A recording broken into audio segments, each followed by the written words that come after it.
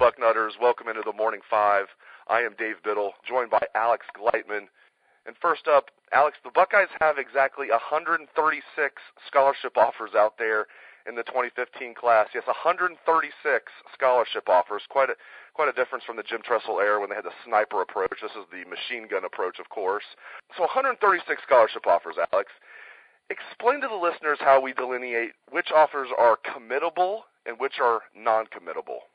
Absolutely. Well, you guys could start with the state of Ohio. Obviously, a few years back, I think it was the class of 2013, when you had guys like Mitch Trubisky and other players in state getting offers from Ohio State that actually turned out to be non-committable. That ticked off the Ohio State high school coaches and obviously many of the prospects. So Ohio State kind of went away from giving out the so-called uncommittable offer inside the state of Ohio. So any offer you see in Ohio is definitely committable, and maybe that's why you see them kind of what you would call slow playing a couple guys such as Nick Connor and some other prospects within the state that could be worthy of an Ohio State offer. They just want to make sure 100% that they're convinced that they could play at Ohio State before offering them. Then on the national level, it's kind of a crapshoot at that point. I mean, we obviously have our sources, and we can confirm with them from time to time what offers are committable, what offers aren't.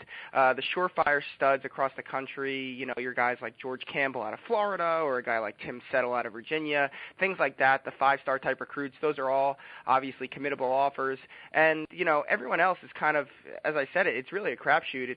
A lot of them are, hey, we really like you, but we want to see you either in person on a visit or come to our camp and just show us, that you could play type of offers. So, as I said, we have sources we could check with. We have a pretty good idea of what's committable and what's not committable, but there are definitely some guys out there where both Bill and I are a little bit of, hey, we're not sure, we kind of need to see how this recruitment goes. Moving on, Braxton Miller will have surgery today on his throwing shoulder. Alex, the good news here is it's being painted as minor surgery. The bad news here is Braxton Miller is having surgery on his throwing shoulder. I do not like this. And when we say minor, I think of a baseball pitcher. If I hear he's having minor surgery on his shoulder or elbow, that's never minor. It's just they're all major. Some are more major than others. This concerns me. Your thoughts on Braxton Miller having a shoulder surgery later today? Yeah, I mean, it's definitely concerning. I think obviously this roots back to what we saw in the Orange Bowl against Clemson, where Braxton was clearly, kind of tending to that shoulder of his, and he was grimacing quite often. So if he's getting surgery, I'm guessing there's a partial tear in there, maybe the rotator cuff, something along those lines.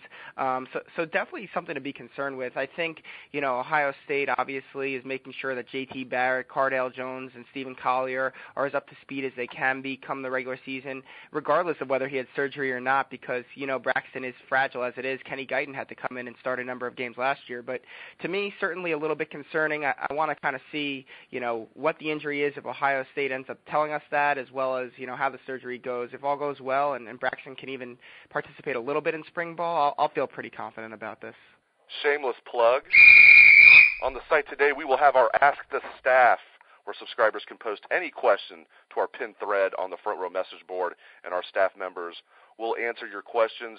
Usually if you have questions, Bill Kurlick likes to hog that. He likes to start a new thread every day. It's like Ask Bill and stuff like that. But today's the day you can ask any of our staff members a question. I'm joking with Bill. Bill works his butt off and does a great job. But today's the day you can ask any of our staff members any questions. So get in there and do that if you're a subscriber. If you're not a subscriber, sign up for our 7-day free trial so you can get in on all the fun. Final topic. Backup quarterback. This is going to be an interesting battle this spring. You touched on this a little bit already, Alex. J.T. Barrett, redshirt freshman, they seem very high on him. Cardale Jones, they seem to be ready to write him a one-way ticket out of town last year and the year before that. But he seems to be back in the mix a little bit, and they at least want him on the roster, and they like his talent. And then Stephen Collier should be getting ready for prom here in a few weeks, but instead he's already enrolled. Your thoughts on the guys battling to be Braxton's backup this year? And the guys are going to be taking a lot of first-team reps this spring if Braxton can't go. Yeah, I think it's certainly a make or break when it comes to Cardale Jones, as you mentioned. My guy is JT Barrett. I just love absolutely everything about his game. I mean, his intangibles off the field. I remember interviewing him as an early recruit before Ohio State even got his commitment or were even on him that hard, and just I remember how impressed I was with the type of kid he is. He's a winner. He's a proven winner in high school. He's a tremendous leader. His coach just gushed about him in high school, about what a great leader he was. And those are all the things you heard Tom Herman talk about the other day. And then on top of that, he's got the arm. He's got the accuracy. He's, quick in his release and his decision-making. So to me, JT Barrett's the next guy up after Braxton Miller. But Cardale Jones, this is, as I said, make or break for him this spring. He's got a shot. Stephen Collier, love his potential. He's a great kid as well, but I think he's pretty much ticketed to a red shirt at this point. Great stuff from Alex Gleitman, and thank you for joining us here on the Bucknuts Morning 5. Michigan stinks!